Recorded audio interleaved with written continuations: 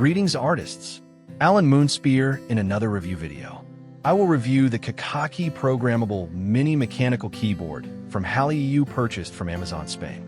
As you can see, the box came with a small dent, but nothing serious or that would compromise the product. The packaging comes with a small, quick instruction manual in English and Chinese. The manual is very simple to follow. The only problem with the manual is that the link to Google Drive doesn't work, and of the 3 QR codes, only one works. The download link redirects you to the website's main page instead of the downloads page. However, it is nothing that cannot be overcome. In addition to the manual, the box contained 6 rubber stickers to cover the screws on the underside of the keyboard.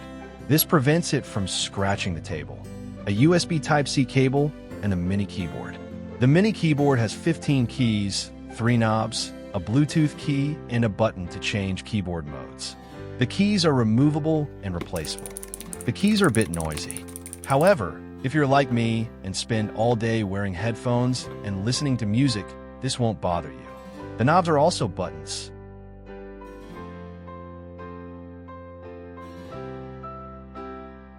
I had a problem with the mini keyboard setup software. My image editing program, Krita, has a shortcut to increase and decrease the brush tip, which is the square brackets. And the mini keyboard configuration software does not have these separate keys for configuration, not even the Alt-GR key. The software has a shortcut for the square brackets plus brackets keys.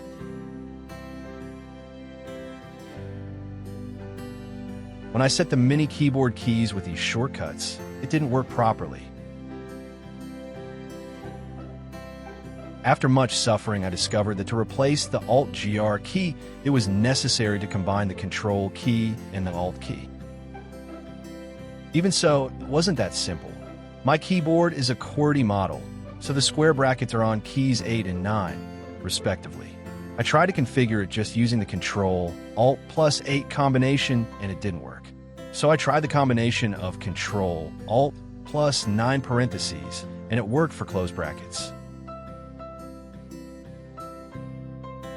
Now with the keys configured as I wanted, it's time to test using my image editing program. It is also worth noting that the mini keyboard can be used either connected to the computer via a USB cable or via Bluetooth. I'm happy with my mini keyboard. Thanks for watching, and don't forget to like the video and subscribe to the channel. I'll see you in the next video.